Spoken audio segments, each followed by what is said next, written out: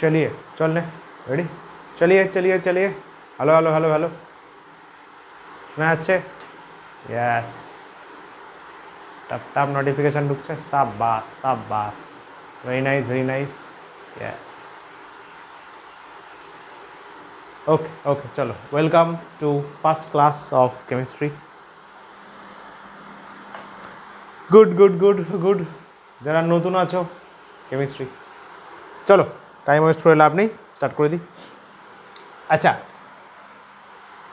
First chapter হচ্ছে basic concepts of chemistry কেমিস্ট্রির basics আগে জানতে হবে যেমন যারা ফিজিক্স ক্লাস করেছো দেখবে আমি ফিজিক্সে আগে বেসিক ম্যাথস স্টার্ট করেছি ফিজিক্সে ওটা দিয়ে স্টার্ট করা যাবে এবার যেহেতু ওখানে বেসিক ম্যাথস করাচ্ছি তাই আলাদাভাবে কেমিস্ট্রির জন্য আর ম্যাথামেটিক্স করাবো না ফিজিক্সের বেসিক ম্যাথামেটিক্সে যা যা হবে কেমিস্ট্রি কভার হয়ে যাবে চিন্তার কিছু নেই যদি এক্সট্রা কিছু আসে সেটা বলে দেবো চাপ নেই সো টেনশন ফ্রি আচ্ছা এই যে চ্যাপ্টারটা অনেক বইতে লেখা থাকে মূল কনসেপ্ট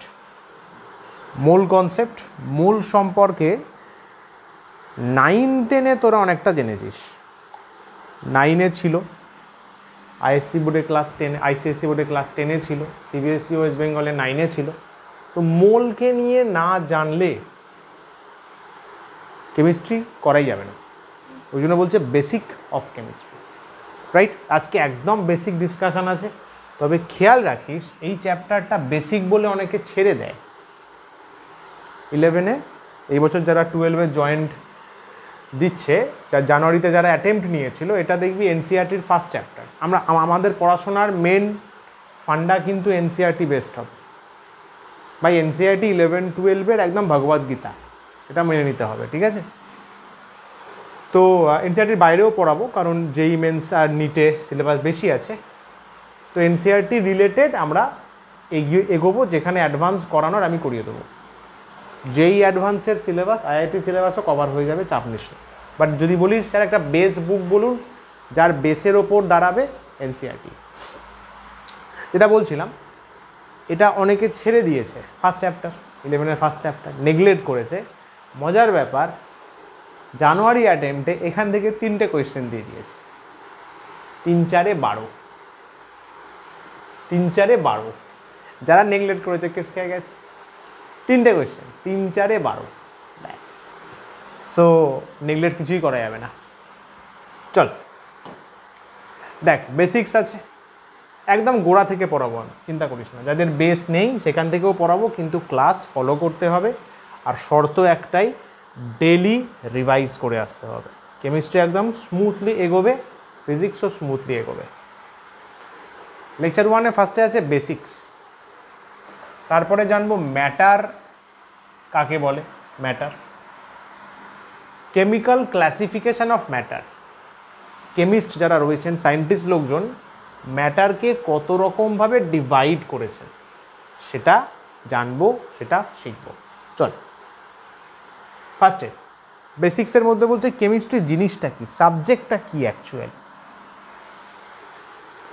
এটা স্টাডি অফ ম্যাটার ম্যাটারকে নিয়ে পড়াশোনা পদার্থ পড়াশোনা and the changes it can undergo matter কী কী চেঞ্জ হতে পারে কিসে কিসে চেঞ্জ হতে পারে তার সায়েন্সটাকে শিখব it's a branch of natural science that examines the properties কী কী নিয়ে পড়াশোনা করা হয় এখানে প্রপার্টিজ কম্পোজিশন মানে কী নিয়ে তৈরি স্ট্রাকচার অফ সাবস্টেন্সের গঠন কীরকম সে এনার্জি রিলিজ করলো না এনার্জি অ্যাবজর্ভ করলো এইগুলো ডিসকাস করা হয় কেমিস্ট্রি অলসো ডিফাইন্স মলিকিউলস যাকে বাংলায় বলে অণু মলিকিউলস নিয়ে ডিসকাস করে ন্যানো স্ট্রাকচার ন্যানো মানে অত্যন্ত ছোট ন্যানো সেটা নিয়ে ডিসকাশন করে এক্সটেন্ডেড সলিডের আরও এক্সটেন্ডেড অনেক প্রপার্টিজ সেগুলো নিয়ে টুকটাক ডিসকাশন করে আর কি বলছে আর কি আছে ফিজিক্স ইজ এটা খুব সুন্দর লাইন লেখা আছে এটা বড় সুন্দর line chemistry is a science যেটা ইন্টারমিডিয়েট পজিশনে আছে ফিজিক্স আর বায়োলজির মধ্যে। ইয়েস, দেখ সত্যি কথা মানিস কি না মানিস, বায়োলজি সবাই পারে, এটা মানতে হবে ভাই। তুই মানিস না জানি না, আমি নিজেও বায়োলজি পারতাম, বিশাল ব্যাপার। একটা কোশ্চেন জিজ্ঞাসা কর, পারবো না। বায়োলজি ম্যাক্সিমাম পারে, কারণ একটু ভালোভাবে পড়লে মনে রাখতে পারলে হয়ে যায়। ফিজিক্সে ভালো রকম দিমাগ লাগাতে হয়, এটা মানতে হবে, কিছু করার নেই। অঙ্ক দিমাগ লাগাতে হবে, যেটা সত্যি সেটা সত্যি। কেমিস্ট্রি দুটোর মিক্সচার, হালকা ফর্মুলাও মুখস্থ করতে হবে, কিছু জিনিস মুখস্থও করতে হবে, কিছু জিনিস দিমাগও লাগাতে হবে। কম্বিনেশন বেশ মজা আছে, ফিজিক্স কেমিস্ট্রি মজার আছে। চলো,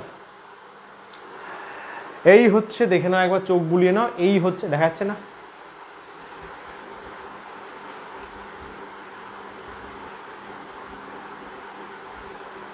দেখা না গেলে পরে পিডিএফে দেখে নিস, ক্যামেরায় এরকমই ভাই।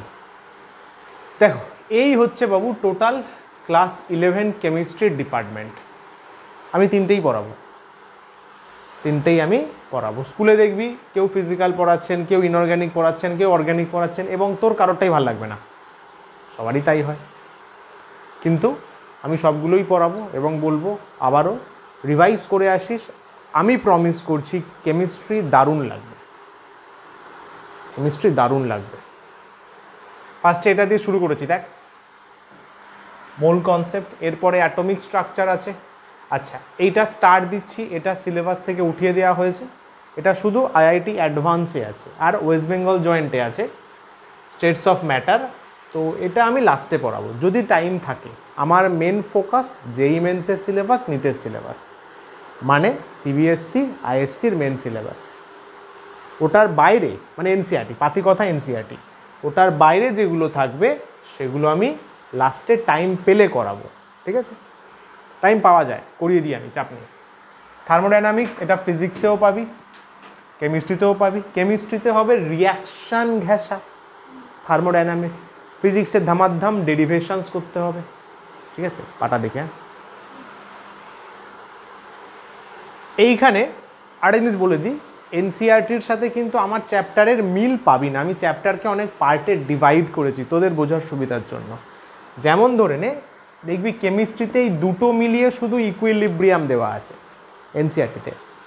আমি দুটো পার্টে পড়াবো, কেমিক্যাল ইকুইলিব্রিয়াম, এখানে 5-6টা লেকচার, আয়নিক, এখানে 5-6টা লেকচার। করলে কী হবে, তোদেরই বুঝতে সুবিধা হবে। রেডক্স, জারণ বিজারণ, রেডক্স, এটাও সেপারেটলি পড়বো। আচ্ছা, এটা হলো ফিজিক্যাল কেমিস্ট্রির পার্ট, ফিজিক্যাল কেমিস্ট্রি। এবার ইনঅর্গ্যানিকের মধ্যে ফার্স্টে পিরিয়ডিক টেবিল আছে, এটা সমস্ত বোর্ডেই ক্লাস 10 সিলেবাসে রয়েছে। আরও ডিটেলসে পড়বো, এর ওপর অনেকগুলো লেকচার আছে, প্রায় 10-12টা লেকচার আছে। কেমিক্যাল বন্ডিং, এটাও সমস্ত বোর্ডে ক্লাস 10-এ থাকে, এটা পড়বো। তারপরে আছে এস ব্লক, এটা স্টার্ট দিচ্ছি, এটা রিসেন্ট এনসিআরটি সিলেবাস থেকে তুলে দিয়েছে, কিন্তু এটা পড়তে হবে আমাদের কম্পিটিশানের জন্য। এস ব্লক, এটাও তুলে দিয়েছে। পি ব্লকটা তোলেনি অ্যাকচুয়ালি, পি ব্লকটা 12-এ পাঠিয়ে দিয়েছে, তাহলে ছাড়, এটা আমি রেখেই দিই।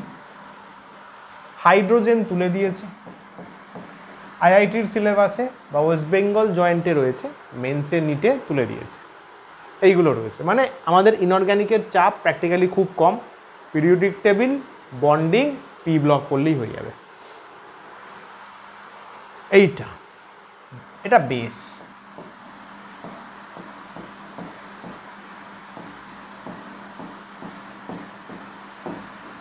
ফিজিক্সে যখন পড়াবো দেখবি আমি বলবো নিউটনস ল বেস। ভাই নিউটনস ল না জানলে ফিজিক্স এগোবে না, ভুলে যা তুই। অর্গ্যানিক না জানলে কেমিস্ট্রি এগোবে না, ভুলে যা তুই। অর্গ্যানিক মানে 11-এর অর্গ্যানিক না জানলে 12-এর অর্গ্যানিক ছুতে পারবি না, আমি 100% সিওরিটি দিলাম। এই বছর যারা 12-এ এক্সাম দিয়েছে আমার কাছ থেকে, খারাপ লাগে বলতে, 50% 11 অর্গ্যানিক পুরো ঝুলিয়ে দিয়েছে, একদম এক্স্যাক্ট পড়েইনি। 12-এ অর্গ্যানিক সব থেকে বেশি পার্ট, আমি ভয় দেখাচ্ছি না, সত্যি কথা বলছি। অর্গ্যানিক 50% সিলেবাস ক্যারি করছে, 12-এর শুধু অর্গ্যানিকই 35 নম্বর, 70-এ 35, 70-এ 35 ভাই, আর বাকি 35 এরা দুজন 12-এ। এখানে তো এ বেশি আছে, দেখ তো। होल्ड ऑन, रुक जाइए थोड़ा सा।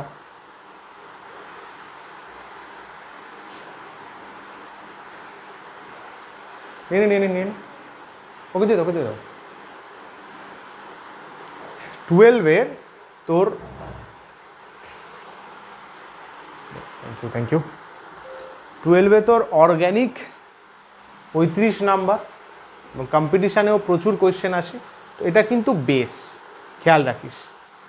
কোনগুলো বেশি ইম্পর্টেন্ট জানিস? জিওসি, হাইড্রোকার্বন, স্টার্ট দেবো না, জাস্ট এগুলো সবগুলো ইম্পর্টেন্ট। এই জিওসি না জানলে না জীবন অন্ধকার। কিন্তু খেয়াল রাখিস এনসিইআরটিতে জিওসি বলে কোনো চ্যাপ্টার নেই।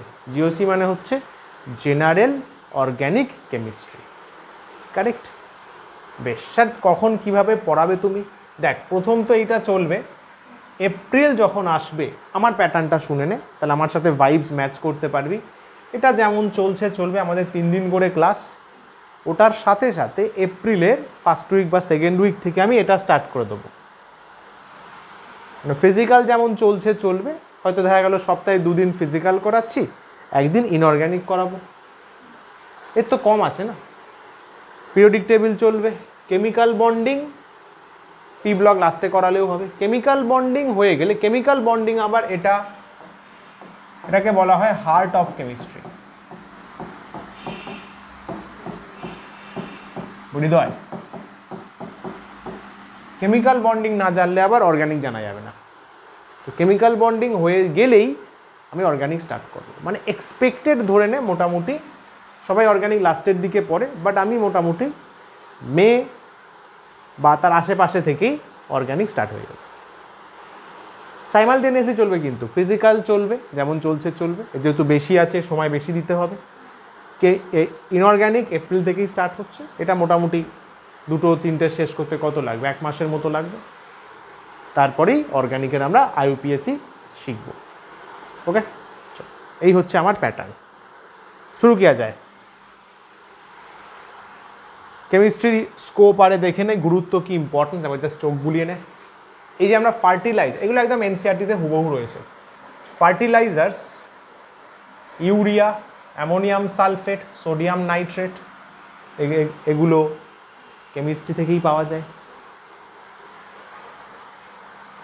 এই যে ইউরিয়ার সিম্বল, এগুলো সব নোটসে পরে লিখে নিস। Urea NH2 CO NH2, ammonium sulphate NH4 SO4, sodium nitrate NaNO3, এগুলো সার হিসাবে কাজে লাগে। কেমিক্যাল প্রিজারভেটিভ, খাবার দাবার সংরক্ষণে প্রিজার্ভ করতে কাজে লাগে। যেমন ধরনের সোডিয়াম বেনজোয়েট ইউজ করা হয় জেলিতে, জ্যামে, চিপসের প্যাকেটে তো অনেক দিন ধরে থাকে জিনিসপত্র। এই দোকানে সেই দেখেছিস 2 মাস আগে, এখনও আছে, থাকে তো, কী করে? সোডিয়াম বেনজোয়েট ইউজ করা হয়, সোডিয়াম বেনজোয়েট, এটা তার symbol C6H5COO- Na। Sodium benzoate সাদা গুঁড়ো আকারে পাওয়া যায়। প্রিজার্ভ করার জন্য, টেস্টের জন্য না, কিন্তু কোল্ড ড্রিঙ্কসের টেস্টের জন্য সুগার দেওয়া আছে। কোল্ড ড্রিঙ্কসে যে পরিমাণ সুগার আছে না, কেউ যদি 3টে কোল্ড ড্রিঙ্কস খায়, যা সমস্যা হবে না। পারলে জীবনে একটা কাজ করিস, কোল্ড ড্রিঙ্কস অ্যাভয়েড করিস, যত গরমই পড়ুক। কোল্ড ড্রিঙ্কস খাওয়া আর নিজের মৃত্যু ডেকে আনা একই জিনিস, সেম, সত্যি কথা বলছি। Cold drinks is tremendous harmful. যাই হোক, চল। তো এগুলো গুঁড়ো আকারে থাকে যাতে কোল্ড ড্রিঙ্কসের কেমিক্যালগুলো নষ্ট না হয়। সোডিয়াম বেনজোয়েট, এটা তার সিম্বল C6H5COO- Na। চল next. Contribution to better health, স্বাস্থ্য বা স্যানিটাইজেশনে কেমিস্ট্রি কী করে? কারা আছে দেখ। স্যানিটাইজার, এই যে কোভিড আসলো, স্যানিটাইজার খুব প্রায়োরিটি পেল, এটা ইউজ করা হয়েছে। এটা অ্যাকচুয়াল স্যানিটাইজারে ইউজ করা হয়। ইথানলও ইউজ হয়, ইথানল C2H5OH, এটাও আরও বেটার। আইসোপ্রোপাইল অ্যালকোহল বা প্রোপান টু অল, এটা দেখ ক্যান্সার ট্রিটমেন্টে ট্যাক্সল, সিসপ্ল্যাটিন এই সমস্ত কেমিক্যালগুলো ইউজ হয়। আচ্ছা, এডসের জন্য, এডসের ট্রিটমেন্টটা এখন বেরিয়ে গেছে জানিস হয়তো। এডস আগে ট্রিটমেন্ট হতো না, ইনফ্যাক্ট আমরা যখন ছোটোবেলায় এডস জানতাম, অ্যাড দেখতাম, টিভিতে লেখা থাকতো নট কিউরেবল, বাট প্রেজেন্ট টাইমে সেটাও হয়ে গেছে AZT, অ্যাজিডোথাইমাইডিন বলে একটা এডসের ওষুধ বেরিয়েছে। আচ্ছা, এনভায়রনমেন্ট প্রোটেকশানে, এনভায়রনমেন্টের জন্য CFC, যেগুলো রেফ্রিজারেন্টে ইউজ করা হয়, ওজোন লেয়ারের বড় বড় ক্ষতি করছে। CFC একটা অর্গ্যানিক কম্পাউন্ড, ওই জন্য CFC বের করে তা মানে ব্যান লাগিয়ে দেওয়া হচ্ছে, CFC ইউজ করা যাবে না।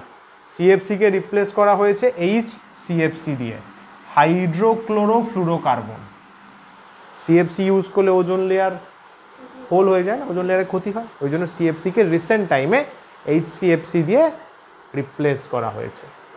এটা প্রোপান টু অলের, অনেকেই জানিস হয়তো, এটা আমাদের এতেও ছিল, টেনেও ছিল। প্রোপান টু অল, ও প্রোপান মানে 3টে কার্বন, 2 মানে 2 নাম্বার কার্বনে অল, অল মানে OH, টেনেতে মেবি পড়েছিস।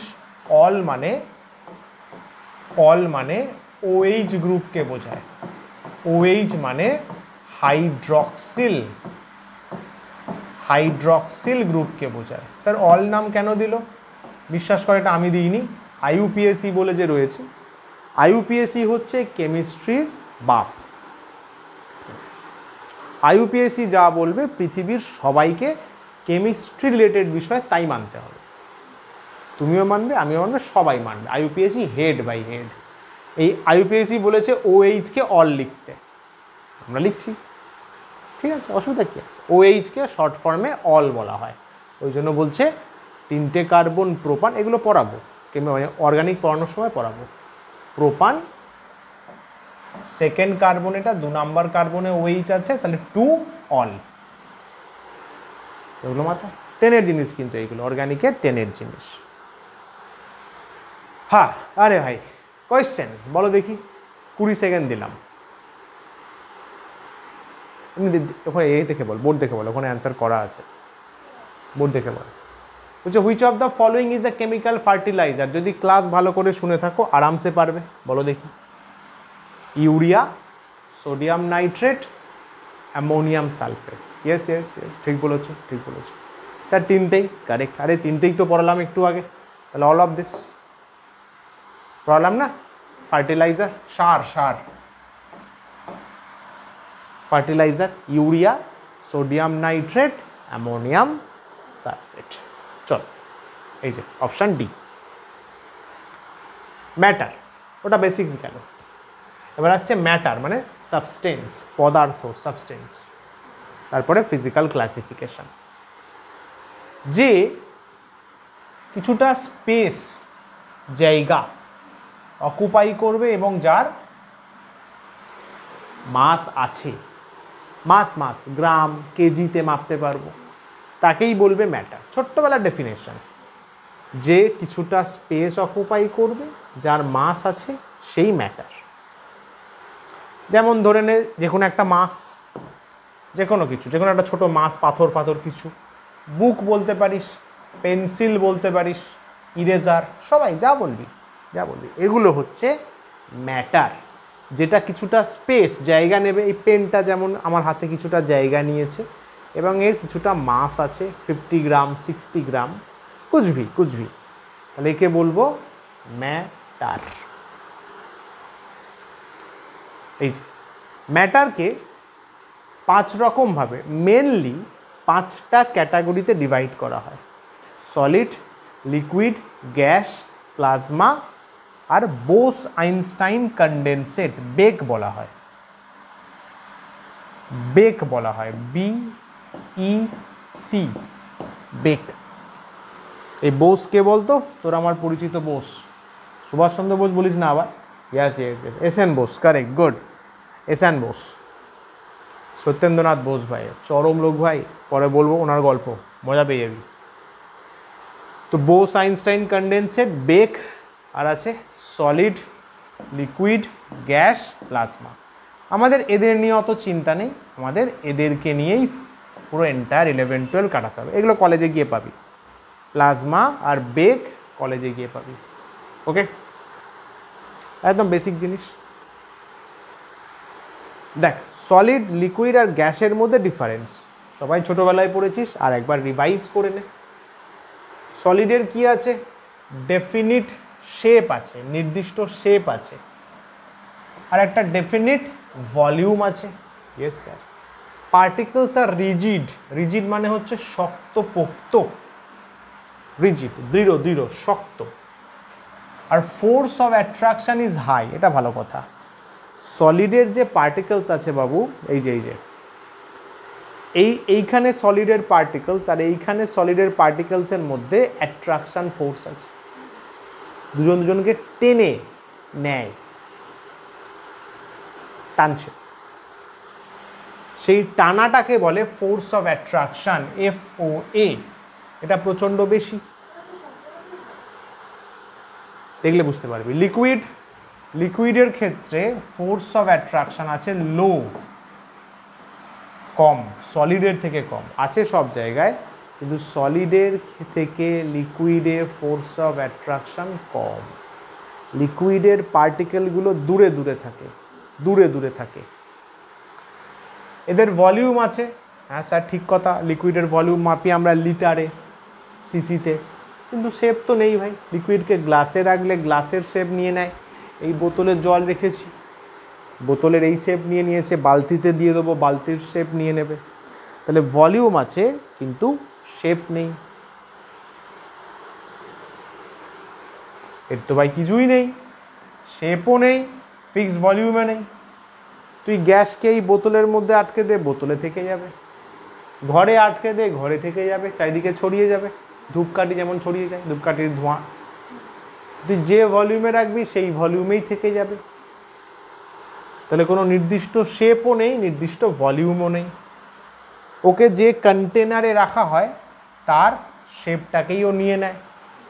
এইখানে ফোর্স অফ অ্যাট্রাকশন সব থেকে কম, ওই জন্য গ্যাস পার্টিকেলগুলো দূরে দূরে থাকে, দূরে দূরে থাকে। ক্লিয়ার একদম? তাহলে ফোর্স অফ অ্যাট্রাকশন কোথায় লিস্ট? আমরা বলবো গ্যাস, গ্যাসিয়াস সাবস্টেন্স। বল দেখি কোশ্চেনটা।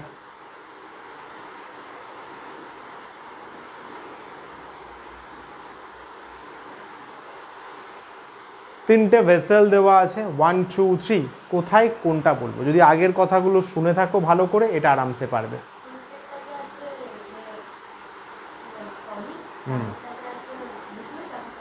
তাহলে কোন অপশন বলো? অপশন ডি বলছে, অপশন ডি।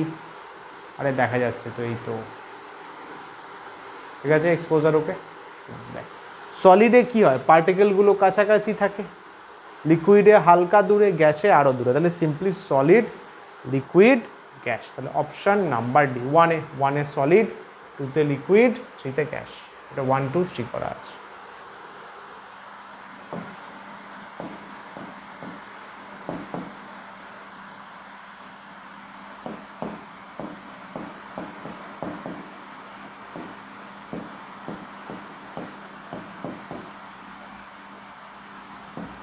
এখানকার পার্টিকলসগুলো হাইলি অ্যাট্রাক্টেড মোডে আছে। এখানকার লিকুইড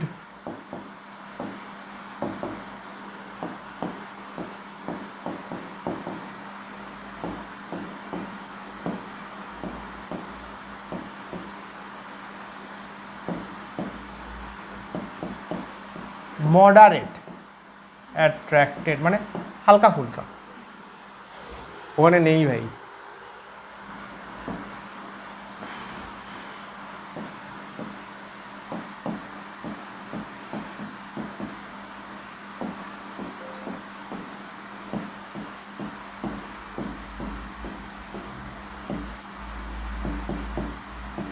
পার্টিকলসগুলোর অ্যাট্রাকশন খুবই কম, তাই তো? ইজি, ইয়াস ইজি, গুড। চলো নেক্সট, প্লাজমা স্টেট। এটা সম্পর্কে বেশি জানতে হবে না, জাস্ট একটু তোদের ইন্টারেস্টের জন্য বলে রাখছি। চল, it is extremely high temperature, gas হয়ে যাবে আয়োনাইজ। মানে স্যার গ্যাস আছে, হ্যাঁ স্যার, হিট দে, দিলাম স্যার, টেম্পারেচার বাড়লো, হ্যাঁ স্যার, আরও হাই টেম্পারেচারে নিয়ে গেলাম স্যার, গ্যাস আর গ্যাস থাকবে না, গ্যাস আয়নসে শুধু আয়নস পার্টিকেলগুলো শুধু আয়ন হয়ে ছড়িয়ে থাকবে, ওটাই প্লাজমা। প্রপার্টিজ অফ প্লাজমা দু একটা মনে রাখতে পারিস। প্লাজমা প্রচণ্ড গরম, অবভিয়াসলি স্যার এখানে টেম্পারেচার দিতে গরম হবেই, থোড়ি ঠান্ডা হবে। Large amount of energy produce করতে পারে, অবভিয়াস, আমি তো হিউজ অ্যামাউন্ট এনার্জি ওকে দিয়েছি, তো ও নিজে এনার্জি খুব বানাতে পারবে। প্লাজমাতে কি থাকে স্যার? আয়ন থাকে। আয়ন মানে স্যার প্লাস মাইনাস, বাবু প্লাস মাইনাস থাকা মানে কারেন্ট নিয়ে যেতে পারবে, ইলেকট্রিক্যালি কন্ডাক্টিভ, কারেন্ট নিয়ে যেতে পারবে।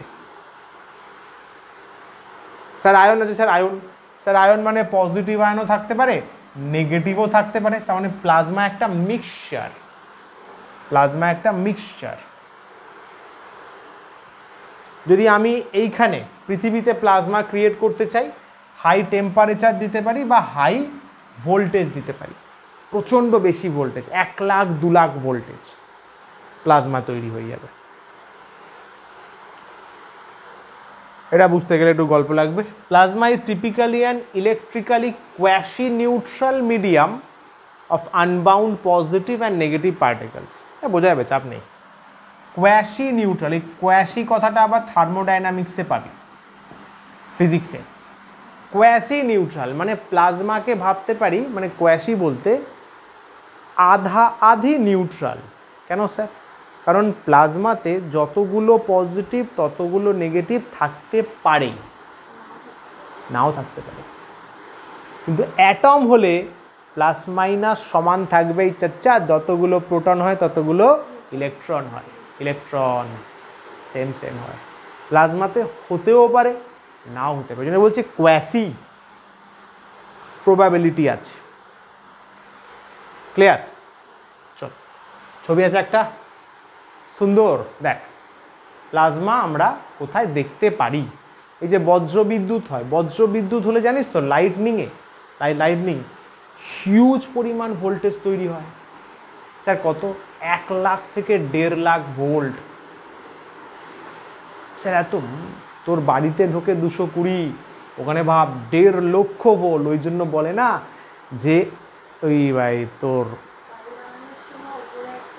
হ্যাঁ, বাড়ির মাথায় দেয়া থাকে যাতে স্ট্রাইকটা না করে, এবং এটাও বলে যে ঝড় বৃষ্টি হলে ছাদে উঠতে নেই বা ফাঁকা মাঠ দিয়ে যেতে নেই, তোর ওপর পড়বে। ভাবতে পারছিস? তুই ভাব 220 ভোল্টে হাত দিয়ে দেখবি, বাড়ির প্লাগে হাত দিয়ে দেখ কেমন লাগে।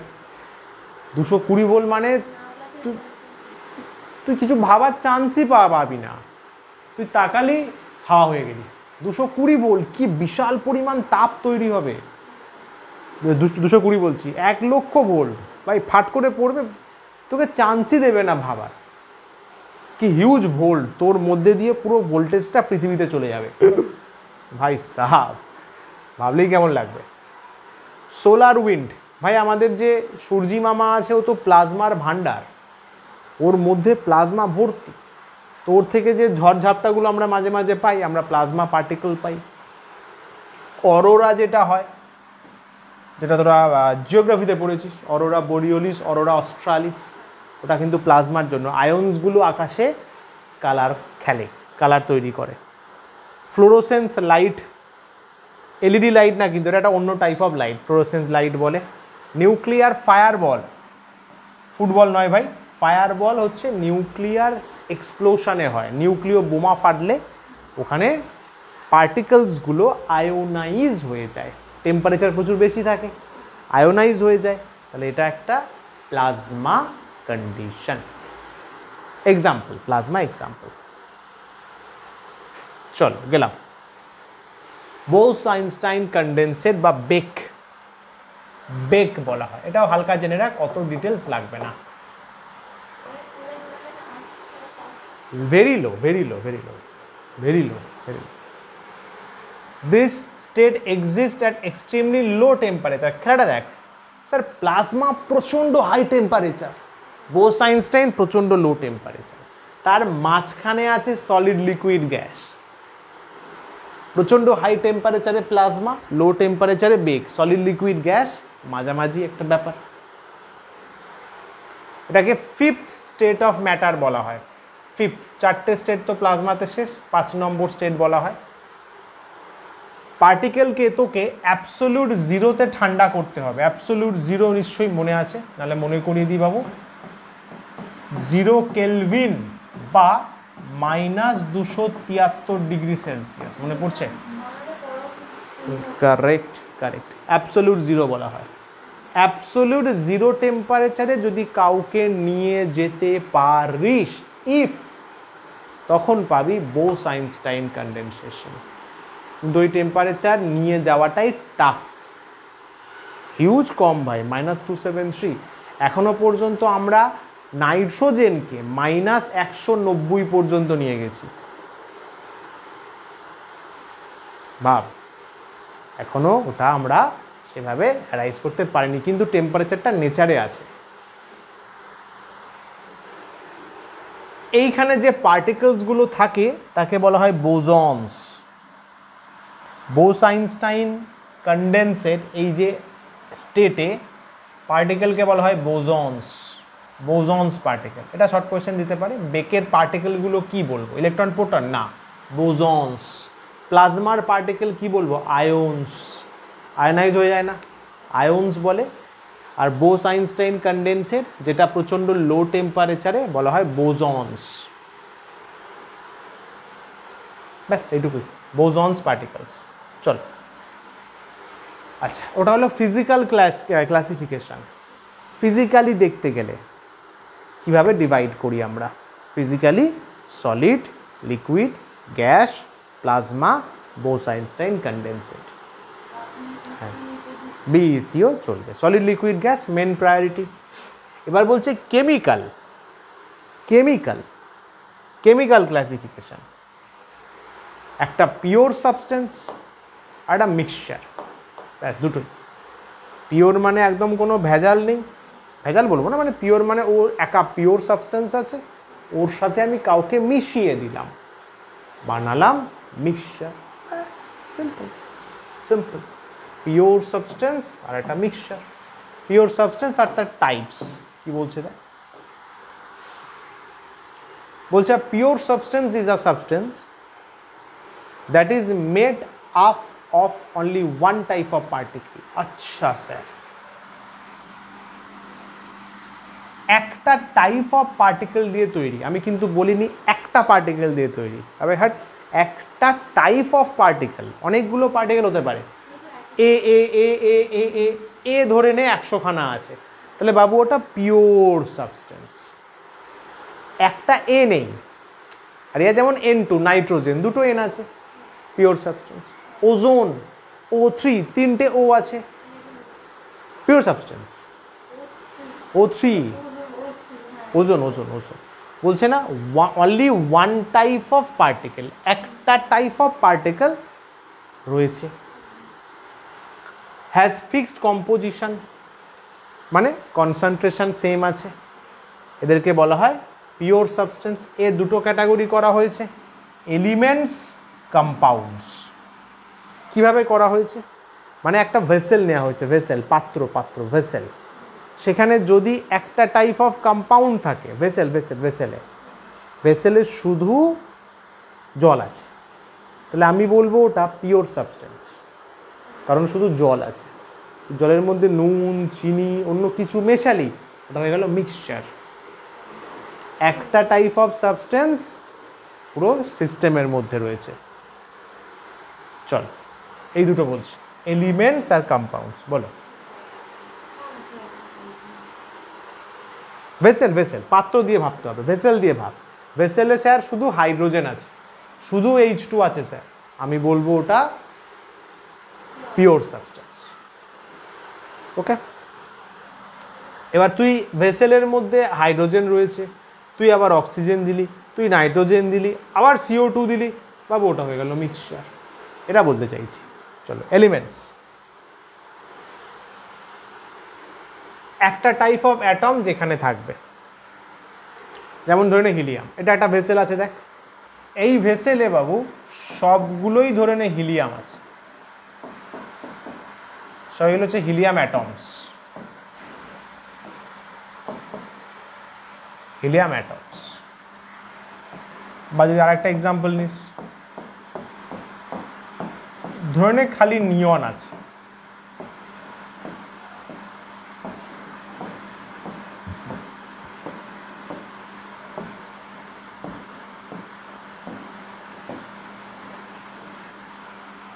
বুঝা গেল?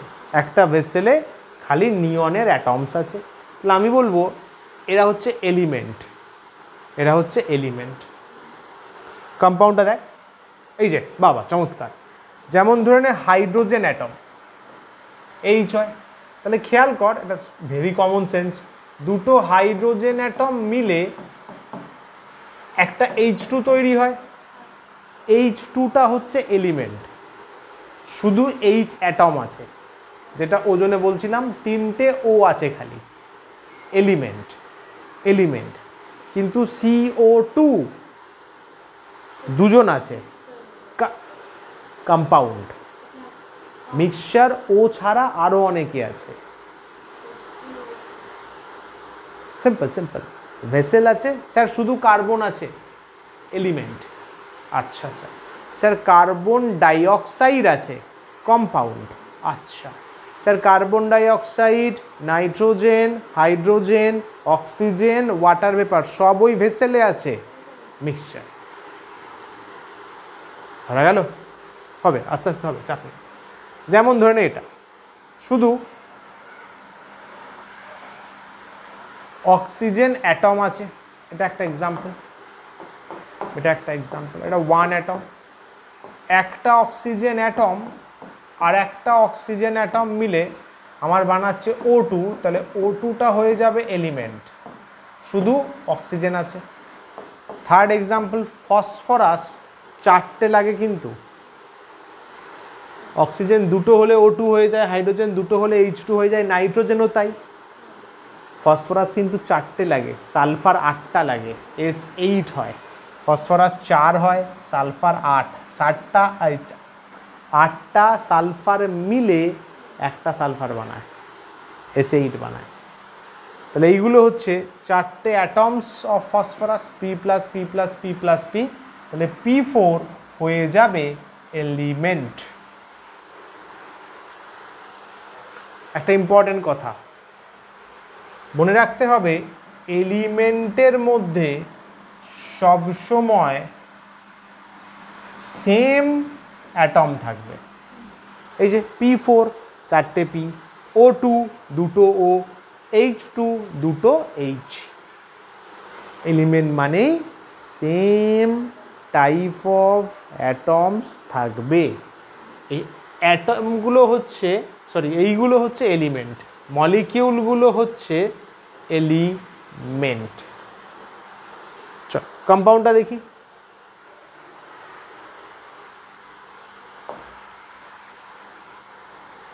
কম্পাউন্ডস কি বলছে? Here atoms of different elements combine with each other, combine করবে নিজেদের মধ্যে ইন আ ফিক্সড রেশিও। কথাটা ইম্পর্টেন্ট।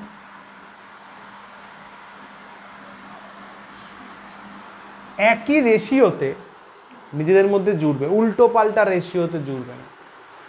ভাই CO2তে কার্বন একটা, অক্সিজেন দুটো হয়, কেউ কোনোদিন বলবে না স্যার C.6 নিয়ে নিন, অক্সিজেন 2.7 নিয়ে নিন, বোকা বোকা হয়ে যাবে।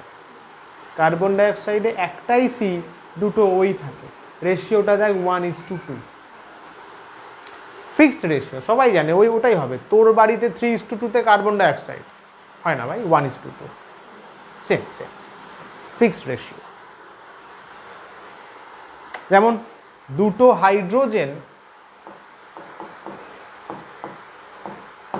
একটা অক্সিজেন কম্বাইন হয়ে ওয়াটার কম্পাউন্ড বানাতে পারে, একটা কার্বন দুটো অক্সিজেন কম্পাউন্ড হয়ে কার্বন ডাইঅক্সাইড কম্পাউন্ড বানাতে পারে।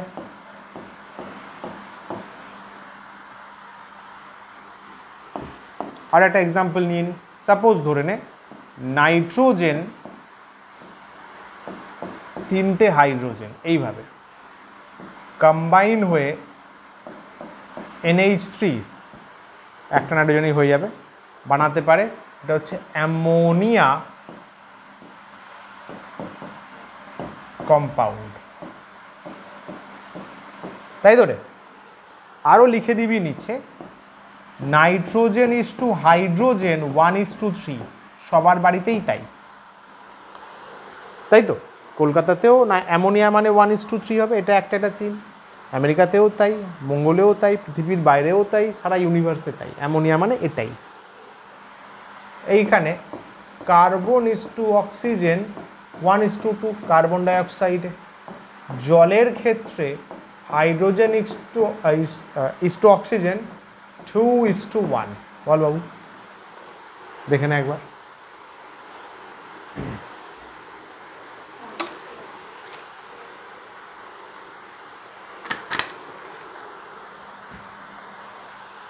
ওকে না, চল বল, খাতাতে কর, এটা খাতায় কর, খাতাতে কর, কোনটা কি হবে নিজেরা লেখ।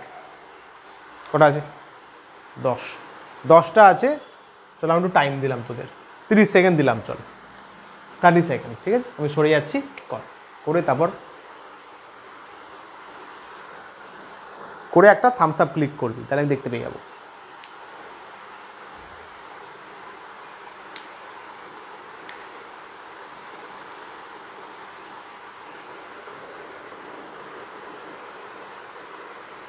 কোনটা এলিমেন্ট কোনটা কম্পাউন্ড লিখতে হবে।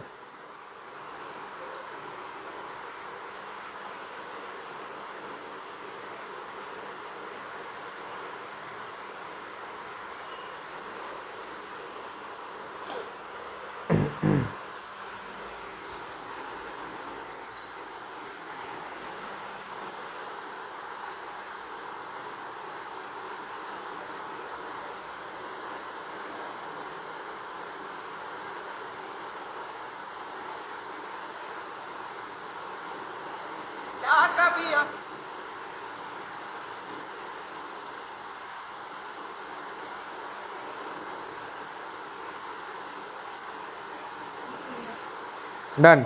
Shabash. Very, very nice. Very, very nice.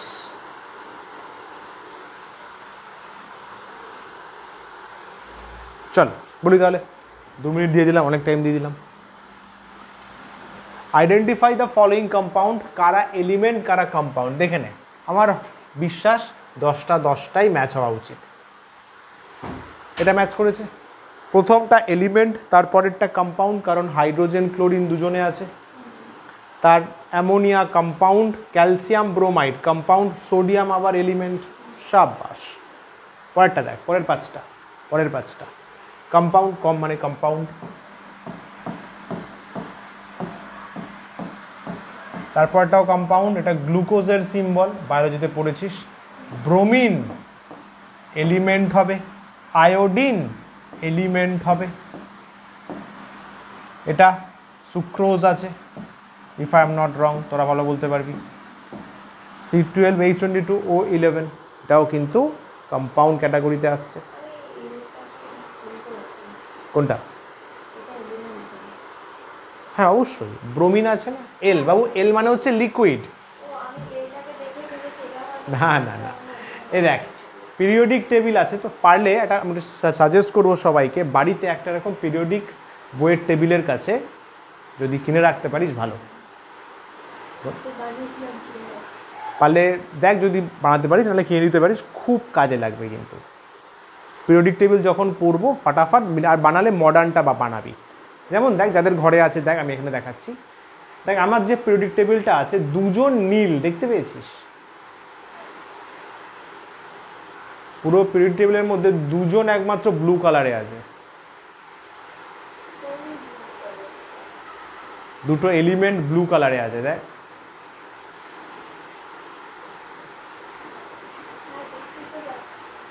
K K?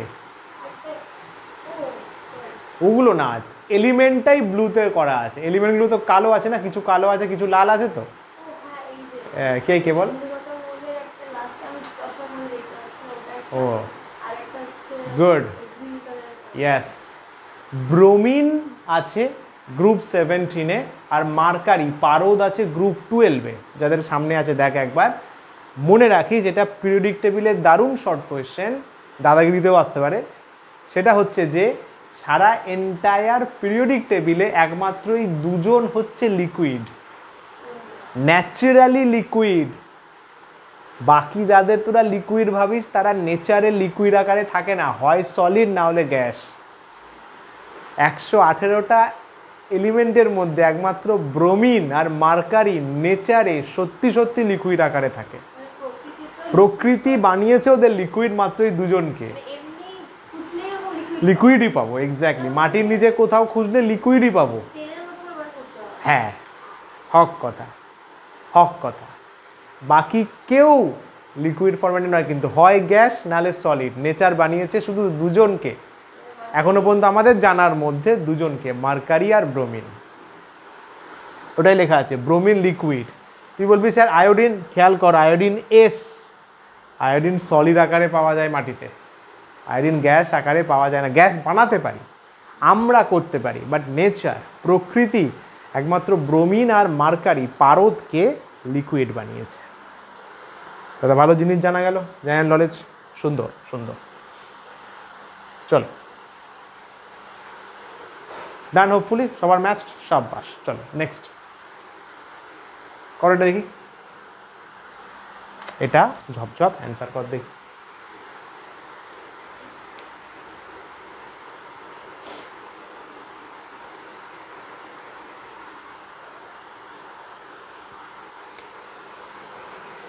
When two or more elements combine chemically, দুই বা তার বেশি এলিমেন্ট কম্বাইন করবে, মিক্সার তো পড়াই নেই, কম্বাইন করবে, তাদেরকে আমরা কি বলবো? কম্পাউন্ড। মিক্সার তো পড়ালে আমি না। টু আর মোর এলিমেন্টস বলা হলো না, কার্বন আর ধরে নে অক্সিজেন কম্বাইন হচ্ছে, CO2 বানাচ্ছে, এইটা হচ্ছে কম্পাউন্ড। কিন্তু আমি যদি বলি H প্লাস H শুধু H2, এটা হচ্ছে এলিমেন্ট, দুজনে সেম আছে, এখানে দুজনে ডিফারেন্ট আছে। ক্লিয়ার? এখানে বলেছে টু আর মোর এলিমেন্টস মানে ডিফারেন্ট এলিমেন্টস। ফাইন ফাইন, চল।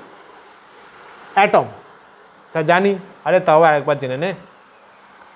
অ্যাটম বলছে এলিমেন্টের স্মলেস্ট পার্টিকেল। হ্যাঁ স্যার, এলিমেন্ট মানে আমরা একটু আগে বললাম সাপোজ H2, H2-র ছোট অংশটা কি? H, তাহলে Hটা কি? Atom. Atom atom May or may not have independent existence, মানে এই যে H2 মানে H আর H মিলে তৈরি, এটা তো অ্যাটম। প্রকৃতিতে নেচারে ও ইন্ডিপেন্ডেন্টলি থাকতেও পারে, নাও পারে। যেমন সোডিয়াম Na থাকে, নেচারে থাকে, থাকতে পারে, কিন্তু শুধু ও অক্সিজেন পারেই না। অলওয়েজ ও আর একটা ওকে খোঁজে, O2 হয়ে ওকে থাকতে হবে, নাহলে আনস্টেবল হয়ে যায়। কিন্তু হিলিয়াম He ও একা সিঙ্গেল জীবন কাটিয়ে দিতে পারে। ইয়েস, মিঙ্গেল করার কোনো ইচ্ছা ওর নেই। নিয়ন সিঙ্গেল কাটিয়ে দিতে পারে, কিন্তু নাইট্রোজেন ওর আর একটা N লাগবে, N+N। কারেক্ট? এই যে এলিমেন্টের মধ্যে হিলিয়াম বলতে পারো হি, আরে ভাই helium, neon, chlorine Cl, Cl একা থাকতে পারে। সোডিয়াম তো বললামই, হাইড্রোজেন H। চল, এইখানে আবার একটা চার্ট আছে, এটা এলিমেন্টের নাম লিখেছি। হ্যাঁ, এলিমেন্টের মধ্যে অ্যাটম কি লেখা আছে খেয়াল রাখবে। এখানে কিন্তু সবার ইন্ডিপেন্ডেন্ট এক্সিস্টেন্স নেই। যেমন আমি ক্লোরিনটা বোধহয় ইন্ডিপেন্ডেন্ট বললাম না, ক্লোরিন Cl2, H ইন্ডিপেন্ডেন্ট না কিন্তু H2, মানে হাইড্রোজেনের অ্যাটমটা এখানে বলা হয়েছে। সোডিয়াম ইন্ডিপেন্ডেন্ট, নিয়ন ইন্ডিপেন্ডেন্ট, হিলিয়াম ইন্ডিপেন্ডেন্ট, ওই জন্য বলছে মে or may not have independent existence. Clear uncle? Rohita তোর ক্লিয়ার? সাব্বাস। চলো তাহলে, চলো তাহলে এটা কর, এটা খাতাতে লেখ, পরপর দেখে শুধু টিক মার্ক দিবি বা ইয়েস নো লিখবি, কে ইন্ডিপেন্ডেন্টলি থাকতে পারবে, কে থাকতে পারবে না।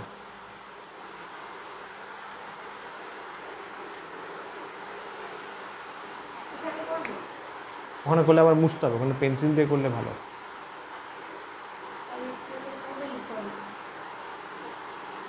ওর তো করা দরকার নেই, দেখে না এখানে এটা, এখানে এটা করে নে রাফলি। ব্রোমিনের জন্য লিখে নে,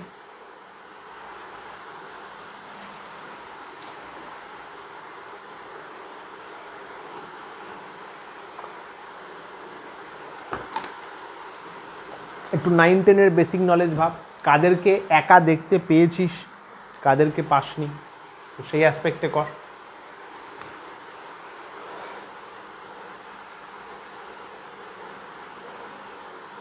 bromine, helium, neon, chlorine, oxygen, nitrogen, phosphorus, sulphur. করেছ অনলাইন? ঠিক ঠিক ঠিক ঠিক। চল দেখ, এই যে এটা ভুল হয়েছে,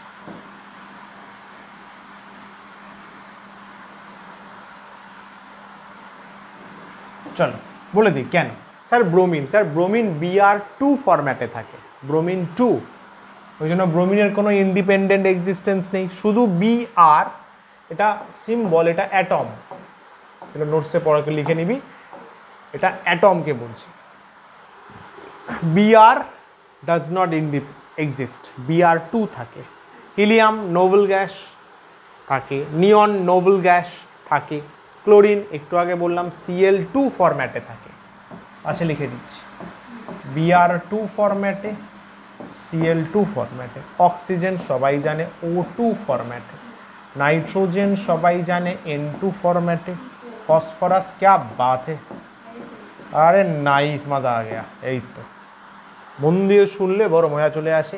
S8 সালফার না, S6 না, দ্যাট S6 হয় না, সালফার হয় না ভাই, S8, ফসফরাস P4, P2 হয় না, P2 হয় না, P4, ফসফরাস P4, যে যেভাবে হয় ভাই, নেচার বানিয়েছে ওকে ওইভাবে, 4টে ফসফরাস মিলে একজন বানাবে ভাই, ওর কি দোষ? P4, S8-এর ওপর আপাতত সিঙ্গেল এলিমেন্ট নেই, ঠিক আছে? চল ক্লিয়ার, এটা আমাদের ক্লিয়ার হয়ে গেল। মলিকিউলস, অ্যাটমস হলো, এবার মলিকিউলস, এটাকেও স্মলেস্ট পার্টিকেল বলতে পারো যার ইন্ডিপেন্ডেন্ট এক্সিস্টেন্স আছে। অ্যাটমের থাকতেও পারে, নাও পারে, মলিকিউল থাকবেই। আরে অ্যাটম নিয়েই তো মলিকিউল হচ্ছে, অ্যাটম থাকতে পারছে না, তারা মিলিত হচ্ছে, মিলিত হয়েই তো মলিকিউল বানাচ্ছে, তো মলিকিউল তো এক্সিস্ট করবেই ইন্ডিপেন্ডেন্টলি। এই যে এলিমেন্ট, এলিমেন্ট দেওয়া হয়েছে, এদের মলিকুলি বলা হয়েছে, মলিকুলি।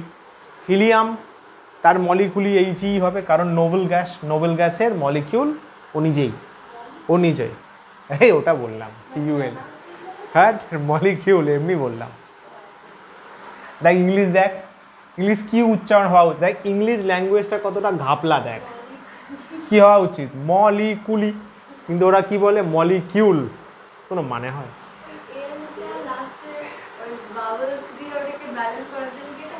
কিছু কিছু একটা ভ্যাব বলেছে, যাই হোক সব শেক্সপিয়ার জানেন, চলো ওয়ার্ল্ডে ওটাই চলছে, ঠিক আছে মেনে নিলাম, যাই হোক। হ্যাঁ যেমন দেখ এটা কি হওয়া উচিত, মুস্ট হওয়া উচিত, বলে মাস্ট, ভাই বলে আর কি করা যাবে, চল চলছে এইভাবে, ঠিক আছে চল চল আয় আয়, তাহলে হিলিয়াম যেটা অ্যাটম, যেটা এলিমেন্ট, সেটাই মলিকিউল। ক্লোরিন শুধু সিএল বলবো, মলিকিউল হয়ে যাবে Cl2। ফসফরাস তো নিজেটাই বললি P4 হবে, সালফার S8 হবে। যদি এখানে অক্সিজেন আঙ্কেলকে ডাকিস ও বলবে O2 ফরম্যাটে আসবো, দেয়া আছে কি না।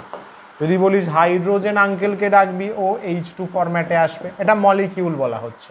মলিকিউল মানে অ্যাটমস মিশে যাবে, মিলে যাবে, এলিমেন্ট মিলিত হবে। চলো গেলাম, এগুলো পরে নোটসে লিখে নিস।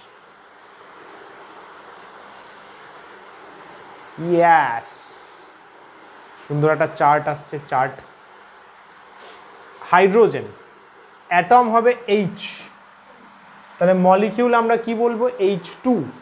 তার মানে হাইড্রোজেনের একটা মলিকিউলে দুটো অ্যাটম আছে। এগুলো জানিস তোরা, বেসিক, কিন্তু আমার বলে দেওয়ার দায়িত্ব ভাই। ক্লোরিন অ্যাটম Cl, তাহলে একটা মলিকিউলে দুটো অ্যাটম আছে। হিলিয়াম, হিলিয়াম যে অ্যাটম সেই মলিকিউল, মানে একটা মলিকিউল একটাই অ্যাটম, তাই তো। অক্সিজেন একটা মলিকিউল দুটো অ্যাটম হয়, সাব্বাস। সালফার একটা মলিকিউল 8খানা সালফার জুড়ে থাকে এইভাবে, এরকম, আবার এখন 4টে 4টে করে 8টা সালফার অ্যাটম একসাথে কম্বাইন থাকে। এইভাবে থাকে না, মানে বন্ডিংয়ের মতো স্ট্রাকচার আছে, বন্ডিং পড়ালে বোঝাবো, জাস্ট একটা রাফ দিলাম। একসঙ্গে লেগে থাকে, বন্ডিং অবস্থায় থাকে। বল। ইয়াস ইয়াস, গুড গুড গুড। ফসফরাস একজন, একটা মলিকিউল 4জন। নাইট্রোজেন একটা মলিকিউলে দুটো অ্যাটমস থাকে। আর একটা চার্ট আছে, ইয়াস। দেখ, কার এটা আগেরটা হলো এলিমেন্ট। এলিমেন্ট মানে কি বলা হলো, একা, ও একা রয়েছে, ও একা আছে। এবার কম্পাউন্ড, কম্পাউন্ড মানে 2-3জন আসবে। কম্পাউন্ড বলছি এখানে, দেখ কম্পাউন্ডস, কম্পাউন্ডস আছে। ফার্স্টে কার্বন ডাই অক্সাইড, তাহলে এর পাবো মলিকিউল CO2, CO2। তাহলে এর ক্ষেত্রে অ্যাটম কি আছে স্যার, 1 অ্যাটম অফ কার্বন, তার সাথে রয়েছে 2 অ্যাটমস অফ অক্সিজেন। তার মানে 3খানা অ্যাটম দিয়ে একটা কার্বন ডাই অক্সাইড তৈরি হয়। অ্যামোনিয়ার কথা চিন্তা কর, ammonia NH3। 1 atom nitrogen, 3 atom hydrogen থাকে, 1+3, একটা প্লাস দিয়ে দে, তাহলে 4 অ্যাটম থাকছে টোটাল। গ্লুকোজ বলা হলো একটু আগে, glucose 6 atom carbon, 12 atom hydrogen, আবার 6 অ্যাটম অক্সিজেন, মানে 24খানা অ্যাটম থাকে। আরও একটা এক্সাম্পল বিখ্যাত আমরা লিখতে পারি, ধরে নে sulphuric acid. Yes, sulphuric acid H2SO4 বললাম, এবং আমরা বলতে পারি গুড,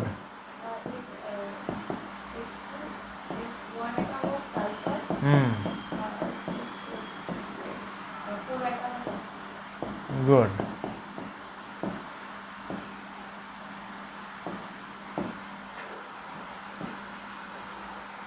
So 2 + 1 + 4, 7 অ্যাটমস আছে। একটা H2SO4-এ 7খানা অ্যাটমস রয়েছে।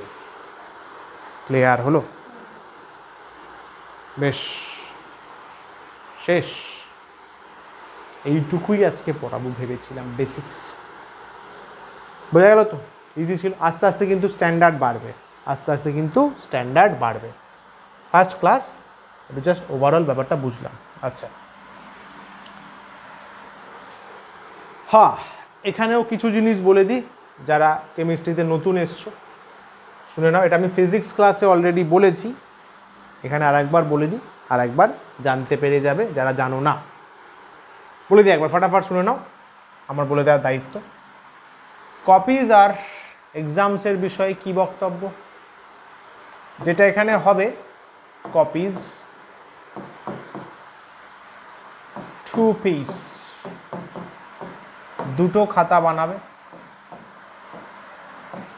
সিডব্লিউ, এইচডব্লিউ, ডিপিপি একটা খাতাতেই করবে, আর একটা হচ্ছে পরীক্ষার জন্য জিএসটি জেনারেল স্কিল টেস্ট। আর এই যে ডিপিপি ফিজিক্স যারা করেছো, আমি ডিপিপি পাঠিয়েছি, ডিপিপি কিন্তু এত দেরি করে সলভ করলে হবে না। DPP solve it within 2 days, 48 hours। Class করে যাওয়ার 48 ঘন্টার মধ্যে কিন্তু ডিপিপি সলভ করতে হবে, নাহলে টপিকগুলো ভুলে যাবে। আর মাথায় রেখো, কম্পিটিশানে ভালো রেজাল্ট করতে ডিপিপি সলভ করা কম্পালসারি। প্রচুর ভালো ভালো কোয়েশ্চেন্স থাকে, বেছে বেছে কোয়েশ্চেন সিলেক্ট করা হয় যে কোনটা রিলেভেন্ট, কোনটা ভালো। ডিপিপি সলভ করাটা কিন্তু ইম্পর্টেন্ট। ক্লাস নোট তো ইম্পর্টেন্ট 100%, ডিপিপি কিন্তু এক্সট্রা সাপ্লিমেন্ট, ওটাও দরকার।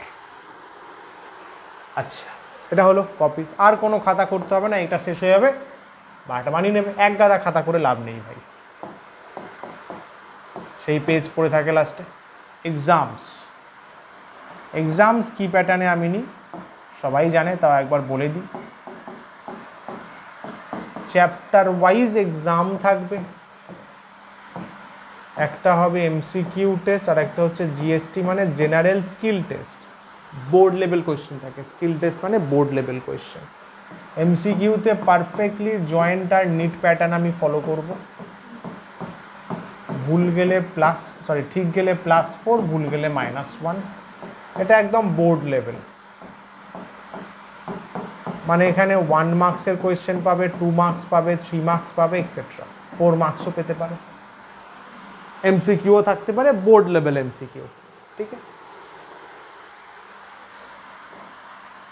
মান্থলি থাকবে এক্সাম। মার্চে কোনো এক্সাম রাখছে না, কারণ মার্চ তো সবে শুরু হলো। এপ্রিলের এন্ডে যা যা পড়েছো তার উপর মান্থলি এক্সাম হবে।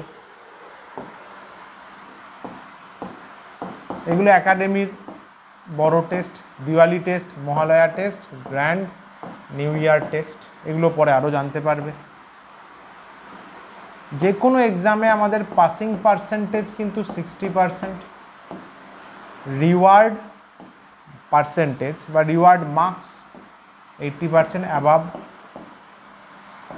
পেলে তোমায় কিছু দেওয়ার কথা ভাবা যেতে পারে। তাই তো ছিল। আর কি আছে জানো? বুকস,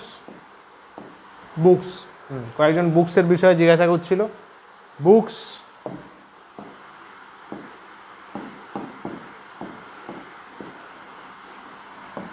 NCERT, ব্যাস, এটা ভালো করে পর, অনেক কিছু হয়ে যাবে। যাদের বই কেনা হয়ে গেছে ওইটা পর, তখন এটা কেনার দরকার নেই। বা যার যেটা আছে, তোদের এই সময় রক্ত খুব গরম থাকে, উৎসাহ থাকে। সেদিনই কোন একটা স্টুডেন্ট ফিজিক্সে মেসেজ করেছে, স্যার প্রদীপ কিনবো। আমি কি প্রদীপ জ্বালাবি বলে প্রদীপ কিনবি? প্রদীপের বই যদি তুই দুটো বই হাতে নিয়ে বাইসেপস মারিস, তোর 15 দিনে বাইসেপস বড় হয়ে যাবে। বই কেনা ভালো, ডেফিনেটলি, আমি বাজে বলছি না, বই কেনা ডেফিনেটলি ভালো, কিন্তু শেষ করবি কখন? টিচার যেটা দিচ্ছে সেটা নেওয়ার পরে তো শেষ করাটা ফ্যাক্টর না। বই নিয়ে পড়ছিস না মানে বইকে অপমান করা, এটা আমার বড় বাজে লাগে। সবারই বাজে লাগে, যে কোনো টিচারেরই বাজে লাগবে। বই কিনে পড়ছিস না, লাভটা কী? তার থেকে প্রদীপ, সাপোজ যদি আমি এখন কিনি, আমার লাভ হবে, কারণ আমি তোদেরকে দিতে পারবো। যারা পড়তে পারবি তারা কেন, আমি বলি খুব ভালো জিনিস। বই যদি একটা দুটো বই এক্সট্রা কিনে পড়িস, ভেরি নাইস, বাট ম্যাক্সিমামই সেটা করে উঠতে পারে না। 10 বছরের এক্সপিরিয়েন্স বলছি। এই জন্য যার যেটা আছে সেটাই পড়। কেউ যদি এনসিইআরটি কিনিস, ওটাই পড়, ইনাফ। মেন্সও ক্র্যাক হয়ে যাবে, নিটও ক্র্যাক হয়ে যাবে। অ্যাডভান্সের জন্য তখন আমি বই বলে দেবো আলাদা কি লাগবে, বোর্ডস তো কভার হয়েই যাবে। বই এটা হলো। তাহলে স্যার করবোটা কি? এই যে তাহলে পড়বো কি অ্যাকচুয়ালি? ক্লাস নোট, এটা মোস্ট ইম্পর্টেন্ট। ক্লাস নোট বানানো মোস্ট ইম্পর্টেন্ট। ক্লাস নোট বানানো, যারা পিডিএফ নিয়ে এই প্রিন্টেড নিয়ে যাস বানাস, যারা খাতাতে লিখিস খাতাতে লেখ, কোনো অসুবিধা নেই। কিন্তু ক্লাস নোট যেটা হচ্ছে ইম্পর্টেন্ট, যা আসবে এগুলো থেকেই আসবে। এতদিন পড়িয়ে পড়িয়ে এইটুকু এক্সপিরিয়েন্স হয়ে গেছে যে কীরকম আসতে পারে সেটা আন্দাজ করা যায়। তো নোটস যদি ভালো করে রেডি থাকে, এটা এই বছরে এক্সাম দিয়ে সবাই বলেছে যে সবই নোটস থেকে এসছে, রেডি করে রাখাটা তো তোদের কর্তব্য। নোটসটা first priority, notes most important, then DPP solve, DPP solve next important. এরপরে এগুলো হয়ে গেছে স্যার, এগুলো রেডি স্যার একদম। Read book after I complete the chapter. দেখ কি হয় নর্মালি, যেটা স্টুডেন্টদের ক্ষেত্রে দেখেছি, আগে ভাগে বইটা পড়ে নেয় যে স্যার পড়াচ্ছে তার আগে পড়ে নেবো, ভালো, খারাপ না, খারাপ না। এবার পড়লে না অনেক কিছু বুঝতে পারবি না, অবভিয়াস। তুই সবে নতুন শিখছিস ভাই, তুই সবে এই 3-4 দিন হলো ক্লাস 11-এর দরজা দেখছিস, চলে আসবে ডিমোটিভেশন, টাফ। আর এই একবার টাফ মেন্টালিটি যদি মাথায় ঢুকে যায় কোনো সাবজেক্টে, ওটা বের করা জান বেরিয়ে যাবে, ঢুকতে দেওয়ারই দরকার নেই। কেন মিছিমিছি তুই গর্ত খুঁড়ছিস যাতে সাপ আসে? গর্ত খোলারই দরকার নেই, সাপও আসবে না, কিছুই আসবে না। ওই জন্য পুরো আমি পড়িয়ে দিলাম, তুই বুঝে গেলি আচ্ছা ও এই চ্যাপ্টারে এই মাসলা আছে, তখন বই পড়, সব বুঝতে পারবি। এনসিইআরটি লাইন বাই লাইন বুঝতে পারবি, আমি বলছি। কিন্তু আমি কমপ্লিট করার পরে, শুধু আমি কমপ্লিট করাটা ইম্পর্টেন্ট নয়, after I complete the chapter you have make and revise the notes. তুই নোটস বানিয়েছিস এবং সেটা রিভাইজ করেছিস, তারপরে বইটা পড়, তোর মনে হবে সবই তো জানি, সবই তো আমার অলরেডি জানা। তোর ভয় লাগবে না, তোর বরঞ্চ ভালো লাগবে যে আচ্ছা এ তো স্যার আরও ইজিভাবে বলে দিয়েছে, হ্যাঁ বইতে কি টাফ দিয়েছে। তোর কনফিডেন্স গ্রো হবে, দেখবি তোর মনে একটা স্মাইল আসবে যে আচ্ছা চলো আমার দ্বারা তাহলে হবে, আরামসে পারবো, আরামসে পারবো। কিন্তু শর্ত একটাই, তোকে নোটসটা বানাতে হবে, রিভাইজ করতে হবে 1-2 বার, তবে বই পড়বি, ক্লিয়ার হবে।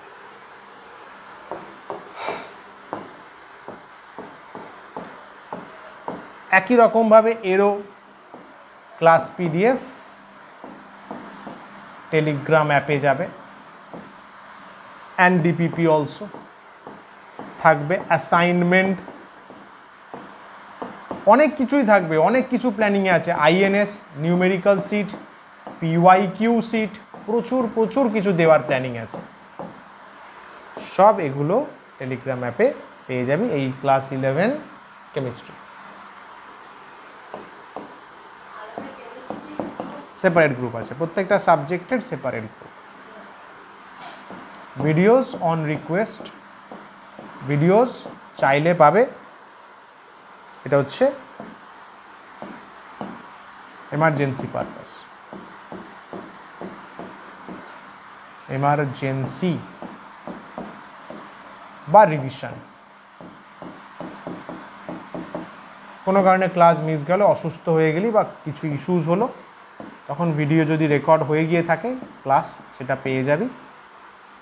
আর যদি রিভিশন করতে গেলি স্যার ওই টপিকটা বুঝতে পারছি না, তখন সেম জিনিস তো ক্লাসে বলা পসিবল নয়, কারণ সিলেবাস এই চেহারা দেখলে বুঝতে পারবি। একটা জিনিস পরের ক্লাসে বলার স্কোপ নেই। যদি প্র্যাকটিক্যালি কেউ মেন্স আর নিটের সিলেবাস কভার করে না, তার কাছে সময় নেই উল্টোপাল্টা টাইম ওয়েস্ট করার। দেখ আমি করিও না, কিন্তু ক্লাসে আসলেই হয়ে যায় ঝামাঝাম, ক্লাস শুরু হয়ে যায়, সময় নেই, মানে সিলেবাস হিউজ। তো সেটা ক্লাসে বলা না গেলে রিভিশন ভিডিও, এই ভিডিওটাই দিয়ে দেবো, রিভাইজ করে নিবি, সুবিধা হয়ে যাবে, এটাই। আর এখানে আর তো কিছু মাথায় আসছে না। এটা ফিজিক্স ক্লাসেও বলেছি, আর একবার বলে দিই। স্টাডি টেকনিক হবে হচ্ছে 3 ব্লক সিস্টেম।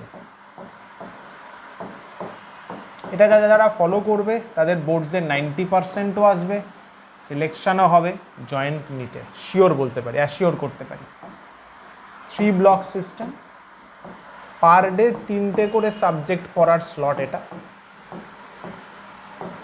8 to 9 আওয়ার্স আমি স্ট্যান্ডার্ড টাইম রাখলাম, তোর যেরকম টাইম থাকবে সেইভাবে কাস্টমাইজ করে নিস।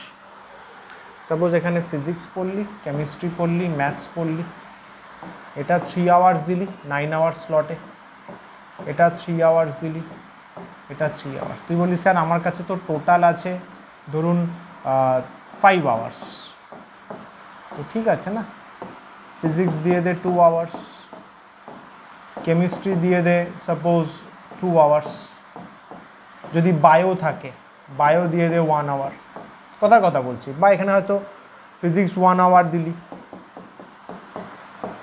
কেমিস্ট্রি 1 আওয়ার দিলি, ম্যাথস সাপোজ 3 আওয়ার্স দিলি।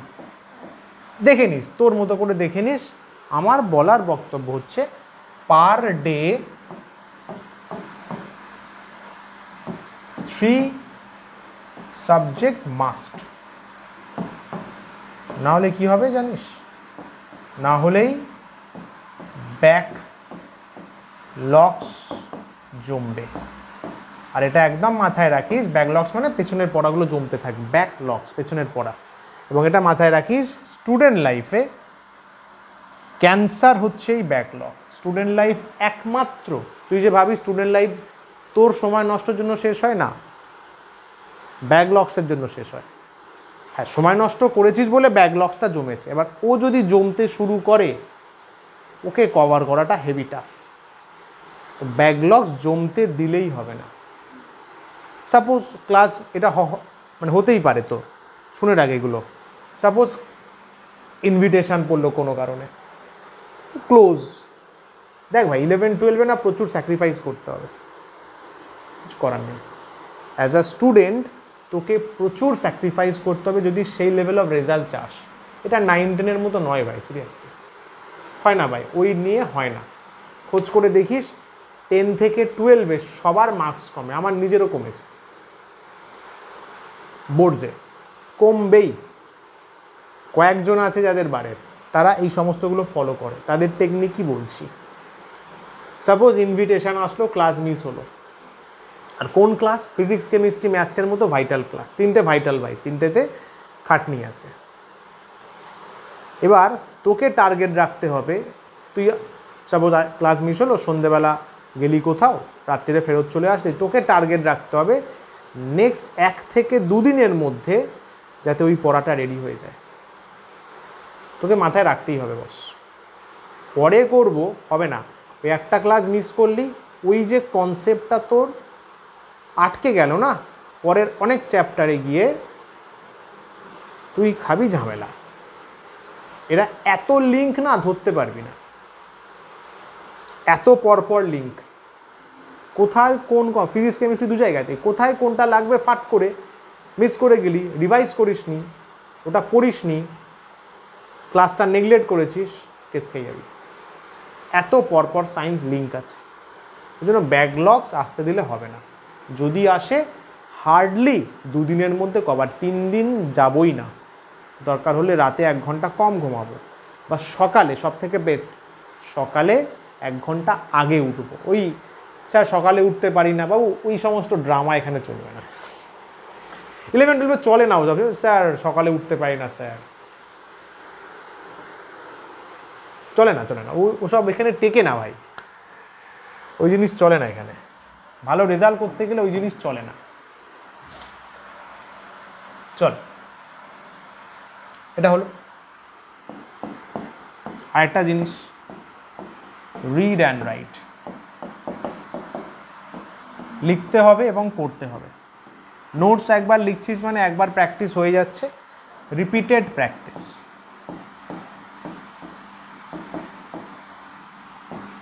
আগের বছর একটা স্টুডেন্ট ছিল ক্লাস 12-এ, ছিল নয়, আছে এখনও, চলে যায়নি, আছে।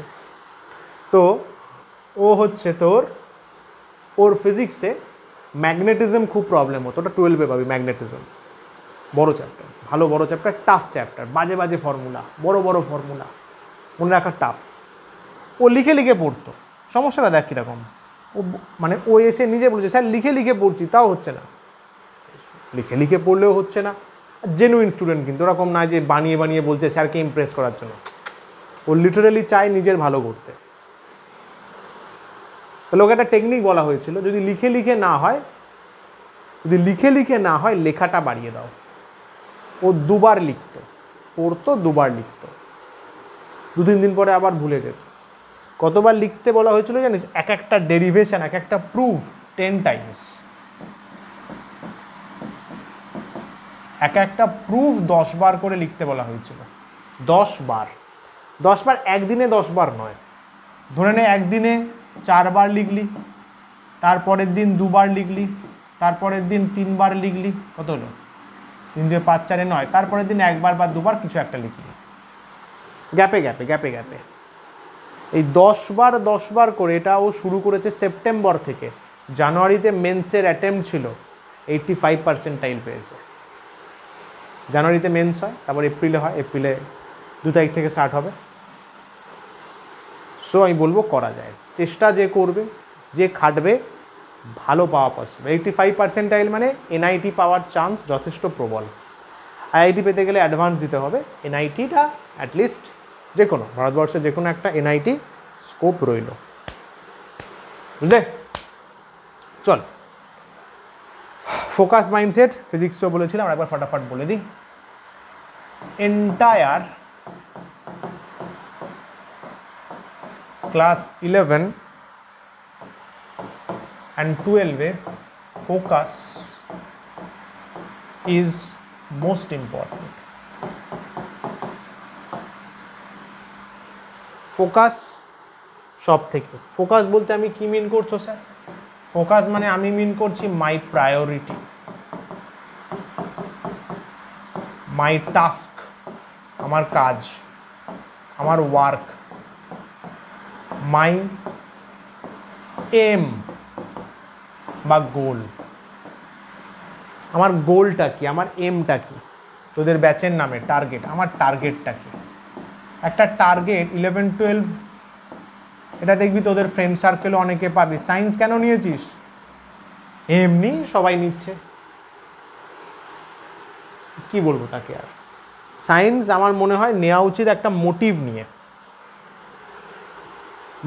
যে সায়েন্স নিচ্ছি, এরকম নয় যে বাবা মার প্রেশার, বন্ধুবান্ধব নিচ্ছে, পাশের বাড়ির লোক ভালো ভাববে, হয় না ভাই, ওইভাবে সায়েন্স হয় না। সায়েন্স নেওয়ার নিজের একটা মোটিভ, কারণ সায়েন্সে তোকে রগড়াতে হবে, হেভি ঘষতে হবে। সায়েন্স নেওয়ার মানেই হচ্ছে নিজেকে রগড়ানো, ট্রাস্ট মি। সায়েন্স নেওয়ার মানেই হচ্ছে নিজেকে রগড়ানো, ঘষবো ভাই। তো সেখানে একটা টার্গেট ফিক্স করা দরকার, যে কেন ঘষবো আমি। টার্গেট কুচবি হতে পারে, মাই এম মাই গোলের মধ্যে যারা বোর্ডসে ফোকাস করছিস তাদের অবশ্যই টার্গেট হওয়া উচিত। সাপোজ কেমিস্ট্রি আজকে চলছে, কেমিস্ট্রিতে 95% পাবো বোর্ডসে। যারা বোর্ডস আর জয়েন্ট নিট দুটোই ফোকাস করছিস, বোর্ডসে 95, জয়েন্ট নিটের সিলেকশন, এটা টার্গেট হওয়া উচিত। জয়েন্টে আইআইটি বা এনআইটিতে সিলেকশন নেব, নিটে এমসে সিলেকশন নেব। ইয়াস, ভারতবর্ষে এখন প্রচুর এমস হয়ে গেছে, চান্স পাওয়া যায়। প্রচুর আইআইটি এনআইটি হয়ে গেছে, চান্স পাওয়াই যায়। এইখানে সিলেকশন টার্গেট করব, এইটা হওয়া উচিত এম, লক্ষ্য যে বোর্ডসে 95% আমি নিজে নিয়ে আসবো আমার জন্য। অ্যান্ড যারা কম্পিটিশানে ফোকাস করছো, জয়েন্টে নিটে নিজের জন্য, কাউকে প্রুভ করার জন্য নয়। আমি কারোর সাথেই কম্পিটিশান অতটা ইন্টারেস্টেড নয়, আমি নিজেকে পুশ করাতে ইন্টারেস্টেড। তুই প্র্যাকটিক্যালি খোঁজ করে দেখিস, এতে সবে কেমিস্ট্রি শুরু হলো, যখন আমি করাবো ফিজিক্সেও দেখতে পাবি যারা করছিস কত কোয়েশ্চেন সলভ হচ্ছে। তুই একবার জাস্ট তোর ফ্রেন্ড সার্কেলে খোঁজ নিয়ে দেখিস, একটা চ্যাপ্টারে এতগুলো লেকচার কোন টিচার করে। এটা গর্ব করার নয়, আমি অহংকার করছি না, আমি বলছি কারণ আমার টার্গেট আলাদা, আমার লক্ষ্য আলাদা ভাই। এই যে বিসিসি শুরু হলো, বেসিক কনসেপ্ট অফ কেমিস্ট্রি, এখানে টোটাল 11খানার মতো লেকচার আছে। তুই খুঁজে দেখ এন্টায়ার পশ্চিমবঙ্গে খুঁজে দেখ বিসিসিতে 11খানা লেকচার কে করায়, খুঁজে দেখ। স্টুডেন্টরাই বলেছে, স্টুডেন্টরাই এসে বলে পিওয়াইকিউজ করাবো, নিটের করাবো, মেন্সের করাবো, এনসিআরটির করাবো, সব থাকবে। যখন ঢুকবি চ্যাপ্টারে দেখতেই পাবি পুরো লিখে দেবো যে কোন ইয়ার কখন এসছে। আমার লক্ষ্যটা আলাদা ভাই, আমার লক্ষ্য যে আমি যেটা করাবো সে মানে তার হুবহু যেন এখানে মানে এই জয়েন্ট নিটে যেন আসে, এটা আমার লক্ষ্য, টার্গেট। তো সেইভাবে আমি পিপিটি রেডি করি। তো তোদেরকে সেটাই আমি ইন্সপায়ার করছি যে স্পোর্টসে একটা বড় টার্গেট রাখ, জয়েন্ট নিটে বড় টার্গেট রাখ, হবেই। তবে তোর দেখবি মাঠে খেলতে মজা লাগবে। তুই মাঠে নামলি, ও বল আসলে আসবে আর 6 হলে মারবো, দল কোনোদিন জিততে পারবে না। চ্যাম্পিয়ন্স ট্রফি হলো, কোনোদিন জিততে পারবে না যদি টার্গেট না থাকে। এটা একটা খুব ভালো টার্গেট। আর second point, always remember your focus বা টার্গেট। তো টার্গেট বা ফোকাসকে সবসময় মনে করিস, শুতে বসতে উঠতে। কী হবে জানিস, যখন তুই সবসময় নিজেকে মনে করাবি, ডিস্ট্র্যাকশান অনেক রকম আসবে। ধরে নে আমারও হয় অনেক সময়, কন্টিনিউ ফোন ঘাঁটছি হয়। যখনই তোর ফোকাসটা তুই বারবার মনে করাবি, তোর ব্রেনে ঢুকে যাবে, দেখবি ওই ডিস্ট্র্যাকশানের সময়ও তুই ঠিক ফোন ছেড়ে বেরিয়ে আসতে পারছিস। তোর যদি কোনো ডিপ্রেশন রিলেটেড ইস্যুস থাকে, তুই এখান থেকেও বেরিয়ে আসতে পারবি, কারণ তোর মনে হবে কিছু কাজ বাকি আছে। আরে স্যারের নোটসটা তো লেখা হয়নি, ব্যাস ডিপ্রেশন থেকে বেরিয়ে গেছিস। ইয়েস, যখনই তুই ফোকাসটাকে প্রায়োরিটি দিবি, ফোকাসটাকে ইম্পর্টেন্স দিবি, দেখবি তুই আস্তে আস্তে সমস্ত রকমের যে প্রবলেমস থাকে লাইফে, ঈশ্বর নিজে সেই প্রবলেমসগুলো তুলে নিতে বাধ্য হবেন, কারণ উনি বুঝে গেছেন তোর প্রায়োরিটি অন্য লেভেলে সেট হয়েছে। যাদের বল, আরে ক্যা বাত হ্যাঁ, ঠিকই বলেছে, ফিজিক্সে বলেছিলাম ফোকাস প্রপোর্শনাল টু 1 ডিপ্রেশন বা 1 ডিস্ট্রাকশন। যা বলবি এটা বিখ্যাত অয়নস ইকুয়েশন বলতে পারিস, এটা পরে আমি বই লিখলে ছাপাবো। দেখ অত কিছু নয়, ডিপ্রেশন যদি বাড়ে তার মানে ফোকাস কমেছে। ফোকাস বাড়িয়ে দে, প্রায়োরিটি বাড়িয়ে দে, কাজ টপ লেভেলে নিয়ে চলে যা। ডিপ্রেশন, ডিস্ট্র্যাকশান আর ডি দিয়ে যা যা হয় প্রবলেম সব চলে যাবে। এগুলো যখন আস্তে আস্তে কমতে থাকবে না, এগুলো আস্তে আস্তে কমতে থাকবে, দেখবি লাইফে একটা হ্যাপিনেস আসতে থাকবে। প্রপোর্শনাল টু এইচ দিয়ে দে, হ্যাপিনেস। ফোকাস যার চরম, আরে তার তো লাইফে উল্টোপাল্টা ভাবার সময় নেই, সে এমনিই খুশি আছে, কাজ করে খুশি। এমনও অনেক স্টুডেন্টকে চিনি যারা প্র্যাকটিক্যালি, একটা স্টুডেন্ট ক্রাইস্ট চার্চে পড়তো, ও 14 ঘন্টা পড়তে পারত, ইনর্মাস। ক্রাইস্ট চার্চের ফার্স্ট গার্ল ছিল, বলে লাভ নেই, ঠিক আছে। ও ফিজিক্স পড়তো, ও এখন ভিআইটিতে আছে। ভিআইটিও কিন্তু one of the best engineering college, যদিও ওখানে মাস্টার্স করতে গেছে, ইঞ্জিনিয়ারিং এখান থেকেই করেছে, ভিআইটিতে আছে। অ্যান্ড সেদিন কথা হচ্ছিল, ও চেষ্টা করছে ইন্ডিয়ার বাইরে গিয়ে রিসার্চ করার। বাহ, ক্যা বাত হে, ফ্যান্টাস্টিক। সো ওরকম লিখতে পারতো, মানে পড়তে পারতো 13 ঘন্টা 14 ঘন্টা ডেলিভারেটলি পড়তো আর খেত, ব্যাস। খেয়ে খেয়ে ভুড়ি বাড়াতো আর পড়তো, যাই হোক ওটা ওর প্যাশন। বাট সেই যে ফোকাসটা, আমি কোনোদিন শুনিনি ওকে মানে অখুশি যখনই মেসেজ করি বা কিছু দরকার লাগে, ও একগাল হাসি নিয়ে, ঠিক আছে, ভয়েস মেসেজ করে বা রিপ্লাই করে, মানে like she is always happy, always happy. ওদের একটা ফিল গুড ফ্যাক্টর কাজ করে অলওয়েজ। তার কারণ এটাই যে ফোকাসটা বড় স্ট্রং রেখেছে, পড়তে ভালোবাসে, পড়ে, সেখান থেকে নিজের মাইন্ড শিফট করে না, তারপরে অন্য কিছু ওর মাথায় আসে না। একদম সহজ সরল মেয়ে, ভিআইটিতে গিয়ে চিল লাইফ কাটাচ্ছে, রোজ পিজা খাচ্ছে দেখছি অ্যান্ড ফাটিয়ে পড়ছে, ওখানে গিয়েও টপার হয়ে গেছে, ওখানে গিয়েও টপার। আরে ও ওরকমই, ও ওই ধাতুতেই তৈরি। আমি বলছি না ওরকম হতে, কিন্তু এটা ইন্সপায়ার নিতে পারি যে আচ্ছা প্রায়োরিটি কীভাবে সেট করতে হয়, অন্য কিছু প্রবলেম আসবে না, উল্টোপাল্টা জিনিসে মাথা ঘামাবি। ও যদি ভিআইটিতে যেমন প্রচুর ভালো নেশা করা যায়, ও যদি গিয়ে ওখানে ফোকাস করতো চলে যেত, অনেক মেয়েই চলে যায়, যাবে, তাদের ব্যাপার সেটা, এটাই না, এটাই। যাই হোক চলো, এইটুকুই বলার ছিল। কেমিস্ট্রি ক্লাসেও বলে দিলাম, সবাই বুঝতে পেরে গেছো ব্যাপারটা। ফোকাস একটা ফোরমোস্ট প্রায়োরিটি, আর এছাড়া আর কিছু বলার নেই। বাকি এবার পুরো খেলা তোমার হাতে। আমি আমার নিজের বেস্ট দিয়ে পড়াবো, রেলিভেন্ট কন্টেন্ট দিয়ে পড়াবো, বাস তোমরা এবার ভালো করে প্রিপেয়ার করো। তাহলে আমরা লাস্ট শেষ করলাম মলিকিউলস দিয়ে। নেক্সট কালকেই তো আছে, কাল থেকে কিন্তু এবার ভারী ভারকাম ক্লাস শুরু হবে। এটা যেমন কত পেজের পিপিটি, 24 পেজ অবধি ছিল কন্টেন্ট, কাল থেকে কিন্তু 32 পেজ অবধি কন্টেন্ট থাকবে। তো সেইভাবে মেন্টালিটি নিয়ে আসবে, সেইভাবে আমরা প্রিপেয়ার করব। ঠিক আছে, চলো বস। তুই কি একা যাবি না গার্জেন আসবে? ও চলো boss, thank you so much, thank you thank you thank you thank you, নমস্কার, টাটা, বাই বাই, চলো, thank you, dream big, work hard, off করলাম, thank you thank you thank you.